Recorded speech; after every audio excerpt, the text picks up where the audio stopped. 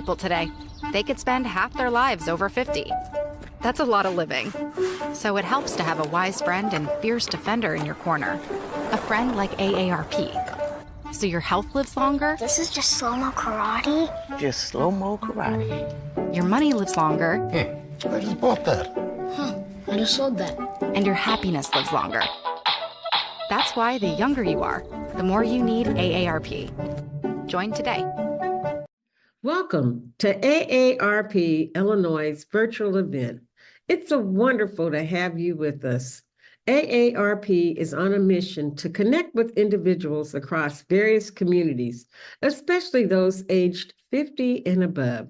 We're here to listen, understand, and address the unique needs of you and your community as we age.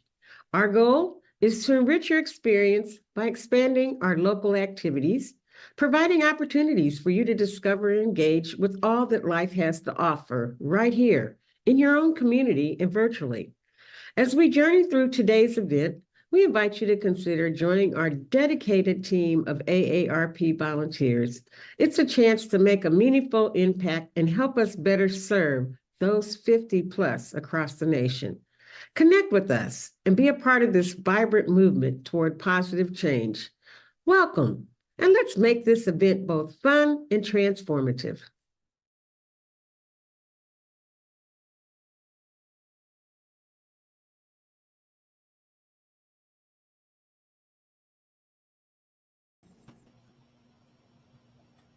Good morning and welcome to Untying the Knot, Navigating Divorce and Elder Law in Later Life. I'm Sonia Gibbons-Reed, State and Community Engagement Analyst for AARP Illinois, and we're thrilled to have you all join us today. Today's discussion is on elder law with special focus of navigating divorce in later life. To shed light on the important topic, we have our special guest, Steve Andersson, an elder law attorney and contractual lobbyist for AARP Illinois. Welcome, Steve. Thank you. Thank you for having me. It's always a pleasure. Yes, I'd like to remind our Facebook and YouTube viewers that you can ask questions and share your comments in the social media feeds with today's guest. We'll do our best to address as many of your questions and comments as possible during our conversation. This virtual session will explore important topics that can serve as a starting point for conversations, planning, and consultations with your family and trusted legal or financial advisors in elder law. Keep in mind that the specifics of your situation may vary by jurisdiction, so consulting with an elder law attorney, a tax attorney, or a financial advisor is advisable for personalized guidance. So with that, let's get started with the first question, Steve. Great. How is divorce different legally and financially for older adults compared to younger couples? Sure. And that's a great question. And by the way, I do want to encourage people to ask questions because I love the live questions. They're the best and hopefully the ones that most apply to people. So please type in your questions. But how does divorce affect and how is it different for people in their senior years? Well, legally, there's no difference. There's not a statute in Illinois or any other state that I'm aware of that says for seniors, divorce works like this, but for younger people, it works a different way. So they are technically the same. However, the status of you presumably being married for a bit longer, I've been married for 38 years myself, does have an impact on your finances, on your planning, both for your future and for any inheritances that might occur. So for example, you might have a will or a trust that you drew up with your spouse and perhaps ex-spouse, soon to be ex-spouse, and you're going to want to look at that because you may be leaving everything to your ex-spouse in that document. Now, in all likelihood, the divorce papers will address that, but I wouldn't want to count on that. I would want to make sure that if my old will says I leave everything to my spouse and I don't want that to be the case anymore, that I would get that updated. I would get that changed so that you would recognize what is different. And, hopefully if you see an attorney who specializes in estate planning, They will be able to tell you, oh yeah, this changed, that changed. So always encourage you when you have major life changes, whether it's divorce or anything else, that's the time to review your planning. So that's what I would encourage to begin with. Okay.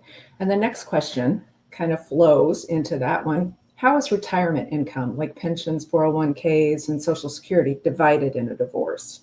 Yeah, great. That's also a great question, and probably the most important question, other than maybe Social Security, is that the divorce court, and again, in virtually every state, I believe this is the case, but I'm not really speaking to any state in particular. This is more of a generalized view of what divorce might look like.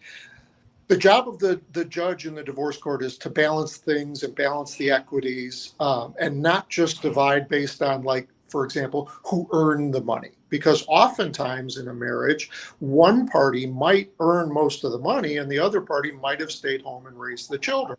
And that would not be fair to just say, well, the wage earner gets all his or her money and the home care person gets no money. That's not fair. So the courts are going to look to that. But it becomes more difficult when we're talking about retirement income, because that's your 401ks, your IRAs, your Roth IRAs, all of which are what the tax experts call qualified funds. In other words, you haven't paid any taxes on those yet. Well, some of them you have, but mostly you haven't. And so those are a little trickier, right? Because if nothing else happened, let's say a court said, okay, husband, you have to give 50% of your 401k to your wife. Well, if we did nothing else, that would cause a major taxable event, because you'd be taking out half of the money, which could be a lot of money in 1 year. And suddenly somebody is going to be paying taxes on that. Fortunately, this is not the first time this question has been approached. And so both the federal government and the state government honestly did a pretty good job in this. And what they did was they created a function called a quadro, QDRO, which means Qualified Distribution from Retirement Account or whatever.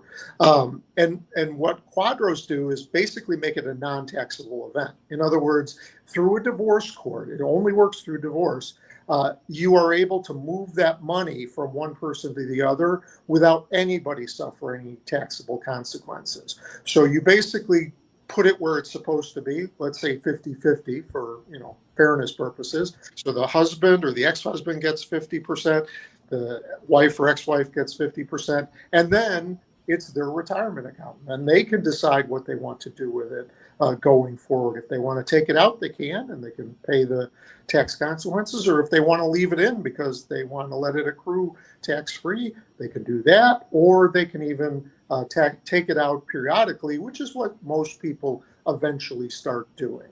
So I often say in this show, I say it's going to be okay, because a lot of times the laws have been designed for kind of the average person or the average circumstance. This is an example of that, where the laws were actually well designed and have been in place for many years and work well to ensure that nobody suffers as a result of a retirement account being liquidated or split in half. I hope that answers the question. I just learned something new, so that's great.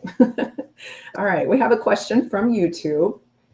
This question is it beneficial to divorce prior to one spouse going into a nursing home regarding finances? Okay, boy, the questions are spot on today.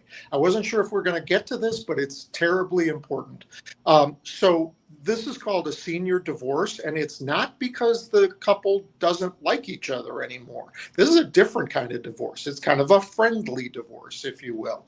And they're doing it, when this happens, you're doing it for a specific reason, which is that you want to move assets out of the name of the person who is going into the nursing home, who needs that nursing home care, without spending down the whole couple's assets. This used to be very common 30, 40 years ago, because my phrase, it's going to be okay, wasn't as good back then. Nowadays, virtually every state, I want to say every state, has a provision called an anti-spousal impoverishment law. In other words, laws that stop people from becoming poor simply because one member of the couple goes into a nursing home.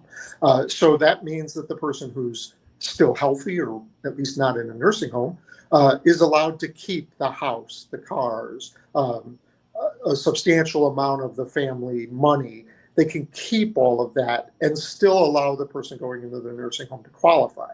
What that means is that for the most part, a friendly senior divorce doesn't have to happen. In other words, you don't have to split the money just to get that person qualified. Now, I'm not saying it never happens, because there could be circumstances where maybe one of the two spouses came into the marriage with a lot of, let's say, generational money. They inherit a lot of money that is typically, at least in Illinois, maybe not every state, that money isn't community money. In other words, it's not, for both of them. So there might be a reason why you want to divorce to preserve a much larger share than you otherwise would. I will tell you this, though. This is a very difficult thing. And I don't mean difficult legally. The math can be done, and the calculations can be done, but emotionally, I have once in a while talked to people about this where they brought it up, and almost without fault, they end up deciding not to, because of the emotional trauma of divorcing the person that you love. Again, this is not a divorce where the couple doesn't love each other. This is one where they love them so much they want to protect each other. That's really hard to say. This person's not a house anymore. So it doesn't happen very often, unfortunately, because of the laws that exist right now. It's rare that it would be needed, but that's not to say it's impossible. So great question. Okay. How does a late life divorce affect Social Security spousal or survivor benefits? Yeah. I thought we'd get to Social Security. So Social Security is another one of those. I love when my "it's going to be okay" phrase actually works, because it doesn't always work. But in this case, it does work pretty well, which is, you heard me talk about qualified distributions and having to split those apart. Well, you can't really split Social Security apart, because it's not, you don't have a pot of money sitting at the federal government. You get a benefit, that monthly payment for the rest of your life, no matter how you qualified, when you qualified. And again, if we're talking about a couple maybe where one of the spouse did all the earning, that means they got all the points for purposes of Social Security benefits. And the other member of that couple maybe didn't. Now, already, right now, if you're that type of a couple, right now, if the wage earner were to pass away, even without a divorce, even without anything, the surviving spouse is still entitled to that benefit. Okay, so it doesn't go away. The same is true in a divorce, fortunately. And I'm happy to report that. The reality is that if you get a divorce, even though you think everything about the relationship is gone or over, you've been completely separated, that's not true when we're talking about Social Security. So if we've got a husband who was the breadwinner, so to speak, and the couple gets a divorce, the wife is still entitled to her spousal benefits based on his earnings. So if he accrued the points and he earned well during his life, she gets the benefit of that too. And in fact, even if he were to pass away, and I'm using he just in my example, it could go either way. Even if he were to pass away after the divorce, the surviving spouse still gets her benefits.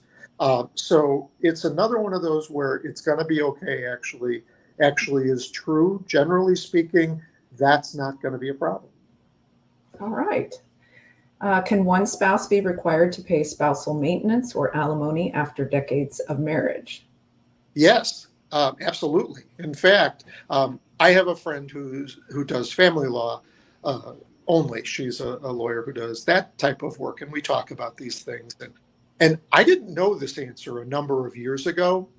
And so I asked my friend, the family law attorney, I said, hey, my wife and I have been married, maybe at that point it was 20 years, we're 38 now. I said 20 years. Do I have to pay maintenance, and do I have to pay it forever? Because sometimes in a divorce, by the way, we're not getting a divorce. We love each other. But sometimes in a divorce, there's a limited period of time that you have to pay that maintenance. But my friend Lisa told me, when you've been married as long as you have at that point, 20 years, you're paying it forever, buddy. She said that it will never go away. And that's true. And so if we're talking about a senior couple who has been married a long time, the answer is yes. It's likely there's going to be some payments between the two parties to, again, try to keep everything fair. But there is also one caveat to that, which is this all depends on the earnings of the couple. So if you had one spouse who earned it all and the other didn't, yes, for sure, you're going to see maintenance. And by the way, maintenance is, I don't think, the modern term for it anymore, but I'm just going to use it because most people are familiar with it. Right. So yes, there's going to be, and vice versa if the other member of the couple did the same thing. But let's say that your incomes were about equal. You know, you lived your life and both of you worked. Maybe you didn't have any kids. Maybe you did, but you still both earned a decent income about the same. That might mean there is no maintenance because you each had that capability to earn on your own. Maintenance is primarily designed to make sure that the person who maybe wasn't able to do that is taken care of.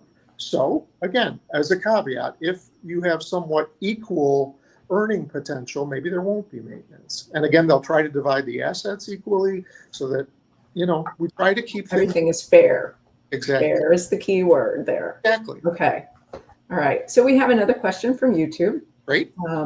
If lower lifetime earner has a small pension, does that influence spousal Social Security benefits?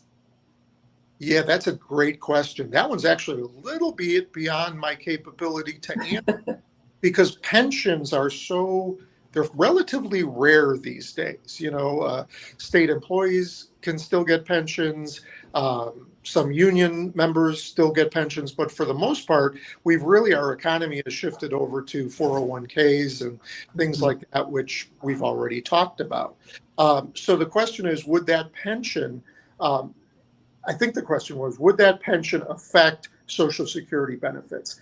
And it used to, but I believe the case is it no longer does because recent changes to the law, I mean, very recent changes to the law of Social Security have allowed you to keep pensions without penalty. It used to be if you got a pension, that would affect the amount of money you got out of Social Security. It would bring it down to try to balance it out. But like I said, very recently, that has changed. And there's no longer a pension penalty, if you will, for Social Security. So you should be okay in most circumstances there. Again, that's a recent one, but it's nice because now this is the third time today I've gotten to say it's going to be okay. And that makes me so. I'm sure there's going to be lots of more opportunities for that. Okay, we're going to shift a little bit here. How should we approach dividing real estate or shared property? Yeah, that's a good one. That's something that the couple or soon to be ex-couple can have a lot of impact on or input on. Now, ultimately, a judge has to approve whatever you're doing, but judges would much prefer the couple to agree on things. So right. You can approach it any way you want. Maybe there's the home that you've owned forever, right? The family homestead, and one of the two couples that means a real lot to. You can say, I'll keep the house, whoever really wants the house, but then I'll pay you more in cash to balance it out. Right. Now, sometimes it might be that there isn't enough cash to do that, right? Where you say, I want to keep the house, but we don't have enough retirement money set aside to split it. You could consider, I still want to do that. Maybe the other person keeps an interest in the house. You know, maybe they keep it even though they won't be living there. That's a choice for the couple to make because that might not be all that pleasant. You know, that might not work well depending on the circumstances. Or maybe the one who wants to keep the house will get a mortgage. They'll say, I'll buy you out, but since I don't have money to buy you out, I'll buy you out by borrowing money to do it. And again, that just depends on whether or not you can afford to have a mortgage at that point, whether you want to. Other circumstances, maybe nobody cares about the house. Maybe nobody really wants it. Everybody wants a fresh start. You're free to sell it. That is something. And split it, the proceeds. And just split the proceeds. Absolutely possible and doable. So there are I'll say this, as many options as a creative couple can come up with for a satisfactory division of property between themselves, something that makes them both feel satisfied, which is sometimes hard in divorce circumstances because there's a lot of feelings involved. But if you can come up with a way to do it that meets your expectations, most of the time, if it's fair, because the court is still going to look at that question, they will probably approve it. And as long as they think that the method is going to work, for example, like the mortgage idea I just gave, well, a court's going to look at whether or not the person who has to take out the mortgage can actually sustain themselves that way. If the court thinks, you're being a little Pollyanna here, I don't know that that's going to work, they might say no. So it's not like you just get to, the court does not just rubber stamp things. They will look carefully. But if you can come up with a reasonable plan and it does seem like it's going to work, there's a pretty good chance that the court will approve what you and your soon-to-be ex-spouse will agree to. Okay. Well, what if one spouse is listed on the deed or mortgage? What rights does the other spouse have? Total rights, total and complete rights. The way you held the asset, as long as it's a joint asset, something that you've both been, contributing to the maintenance of it, you've both lived there, et cetera, it doesn't matter whose name's on it. The court has jurisdiction over both of you. And so the court then can say, Mrs. So-and-so, your name's on the deed, but that's not the end of the story. You're going to have to redeed it, to the other person, or you'll have to sell it, or whatever the case. So don't worry too much about that. But I would say this, for the most part, that shouldn't be the case. If your husband or your wife are the only person with their name on the deed, I'd ask why. And there might be a good reason, but for the most part, both of you should be on the deed to your house. Maybe there's a reason why, so that's why you have to consult with good advisors in your home state, wherever you live. There's one other possibility, and this is only true in some states, and this is the question of community property. Illinois is not a community property state. So let's say that I inherited the home we live in from my mom and dad. Maybe it's generational in many, many years. And I never commingled that asset. In other words, I always treated it as only mine, even though we were married forever. That house might be exempt from everything I'm just talking about. That house might just be mine because it's not community property.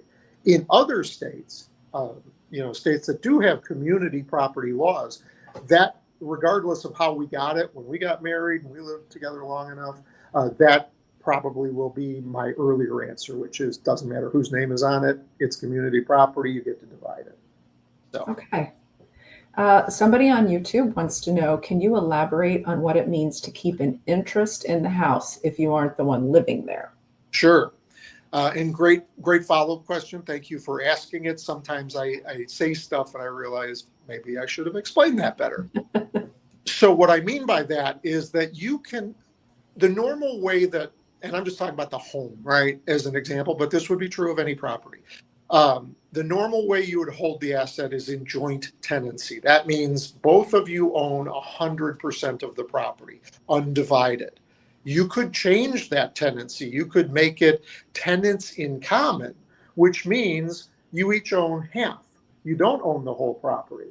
And so what would happen is if the two of you were to die, or one of you were to die, and the property was held in joint tenancy, that means that the surviving member would get the whole house. Well, you don't want that to happen in a divorce, probably. I assume you probably wouldn't. But if you divide it you change the nature of your interest in the home, there's that word, interest, and you make it a 50-50, then what happens is if you die, your children or whoever you're leaving your assets to gets your 50% of that house. Now, because you kind of have a partner in the business of that house, that doesn't mean you can automatically sell it, but maybe, or maybe you could force a sale or what have you. But the point is by changing the nature of your interest in the home from joint tenancy to 50%, or it could be a different share, by the way, you can effectively preserve the asset even though, or your share of the asset, even though you're not living there, even though you're not using the home. And that might come into play even more commonly when we're not talking about the home. Let's say you owned a business together. That'll be really complicated, by the way. Get an attorney who understands divorce, who understands business law, all that. But you might want to keep your interest in the company because maybe the company is doing great and you don't want to be divested from that. And so you want to keep that interest. Now, that interest might be, maybe it's a corporation that you both own. Maybe the shares will be changed. Maybe, spouse number one will own 51%, and you'll own 49%, so that somebody has control over the company. But they can, again, if you can come up with a creative way to keep a valuable asset that is increasing in value, you might want to do that. So that's what I mean by interest, how much you own of a given property, whether it's your home, a business, maybe you have a summer home, I don't know, could be anything. I hope that elaborated a little better for the caller. I think it probably did. That was good. So we're going to switch gears a little bit again. How would divorce impact my access to healthcare or long-term care planning? So long-term care planning, there's two types. We'll do that first. There's either you're looking to get qualified for Medicaid benefits. You'll have Medicare automatically, assuming you're a citizen and have earned your way into it. You'll have Medicare regardless of divorce. Medicaid will then be based on your assets alone. Remember when I talked about dividing up even the qualified, the qualified distribution from a retirement plan? All of that will end up at the end of divorce in your name or your spouse's name, as the case may be. Medicaid will only look at your assets to determine if you're qualifying for that. So in that case, it's going to work. Now, that's one, by the way, remember my example just a moment ago of leaving the house tenants in common? That might be something where you're going to want to think about that before you were to leave your asset in common. Can you still hear me? I lost one of my. I can, yes. Yeah. But I got the other one still. So that's one where you might want to consider being careful about leaving it in that, because you might not be able to exempt it. And then that would be an asset you'd have to spend down, and you wouldn't be able to because it's, a house. So be careful about that. That's something to think about. The other is long-term care insurance. Long-term care insurance will be one of those items that the divorce court helps split. So that if you typically have long-term care insurance in your own name, that's easy. If it was some sort of a joint insurance plan, which isn't that common, but it does exist, that would be something that the courts would help divvy up, if you will. Okay. We do have another YouTube question. Great. Are there any obvious financial benefits in getting a mutual fair divorce? Yes. It's fair. I guess that's the advantage I'm seeing. That's totally an advantage. I would say this: financially, it only makes sense that you would be fair to each other. I would also say, and this is true, especially when you have kids, even if those kids are grown and maybe they're even retired, is the emotional toll on an unfair divorce where one side is trying to take advantage of the other. That will poison relationships, and those might poison family relationships. And I think it's worth every penny you can assert to try to be fair to your spouse, even though you might not like them very much. I understand that, but for the rest of the family, if there is more family.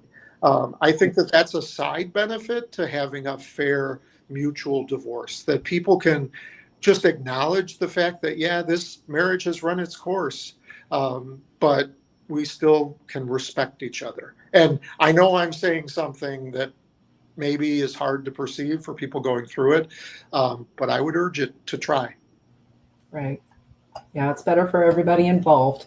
Yep. Let's see. I'm going to ask one more question and then we got to wrap it up already. We'll have to do a part 2. There you go. Where can older adults turn for affordable legal assistance and emotional support during a late life divorce? So there is, in Illinois, specifically, we have legal aid systems. So if you're in the Chicagoland area, there's Prairie State Legal Services. If you're downstate, there's Land of Lincoln Legal Services. And I'm certain in other states, they'll have an equivalent thing. They will be able, one, to assist you and advise you. But there's another aspect to this, and it's important, which is that at least in Illinois, and this I can't say is true in every state, at least in Illinois, we have a fair, a level playing field doctrine in divorce, which means that, let's say one of the couple has all the money at the time of the divorce, has control over it, and the other doesn't. The divorce court automatically figures out who should be paying what. So you get to go hire your own attorney, a private attorney, one that you like and trust, who might charge a lot of money, I don't know. And the other side has to pay for it as the divorce proceeds. So you don't have to feel like you have to go to the legal services system, but if that's your only choice, it does exist. But for the most part, at least in Illinois, the level playing field laws protect you from an imbalance like that. That's good information. I'm sure a lot of people needed to hear. Okay. Again, today's questions should help you explore various aspects of protecting assets as we age and in divorce. I want to extend my heartfelt gratitude to our esteemed guest, Steve Andersson, for sharing his expertise and insights with us today.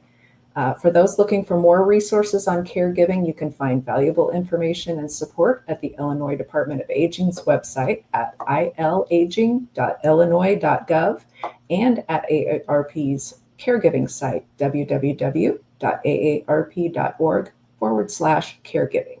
Once again, thank you all for joining us today. We look forward to continuing our mission of supporting seniors, caregivers, and the entire aging community in Illinois. Have a wonderful day, and this concludes today's virtual event.